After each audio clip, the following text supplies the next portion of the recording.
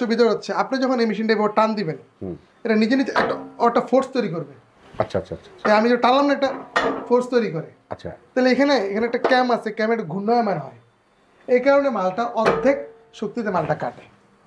তার মানে শক্তিটা কম লাগে। আবার দেখেন হাইড্রোলিক কিন্তু এই বারটা নামে না, এই বারটা দিয়েও কিন্তু এই বারটা অটো ফ্ল্যাশ করে। তাহলে হয় কি, মালের কারিংটা সুন্দর হয়। প্রত্যেকটা মেশিনে অটো ফ্ল্যাশ করার কারণে কারিংটা সুন্দর হয়। এই দেখেন আমি আবার দেখাই, এই অটো ফ্ল্যাশ করে। হ্যাঁ, এটা সেকেন্ড কপি। এটা সেকেন্ড কপি। আমাদের ফার্স্ট মেন মেশিন ছিল আমাদের এইটা।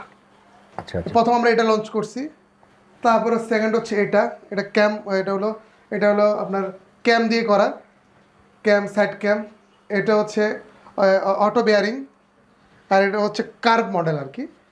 এটাতে প্রচুর নকল বের হয়েছে, তবে এই মেশিনটাতে অ্যাকুরেট করাটা খুব টাফ ব্যাপার, কিন্তু আমাদের এখানে খুব স্মুথলি এবং দক্ষ ইঞ্জিনিয়ার দ্বারা আমরা এটা করি, যাতে করে এখন পর্যন্ত আল্লাহর রহমতে অনেক সুন্দর মাল কাটে, অনেক কম পরিশ্রমে। একটা মাল কাটতে যদি আপনার হাত বুক ব্যথা হয়, তাহলে আপনি দিন শেষে কী মার্কেটিং করবেন আর কী জুতা বিক্রি করবেন। এই জন্য আমি অনেক চিন্তা ভাবনা করে দেশের বাইরে গিয়ে দিল্লি থেকে আমরা এই প্যাটার্নটা আনছি।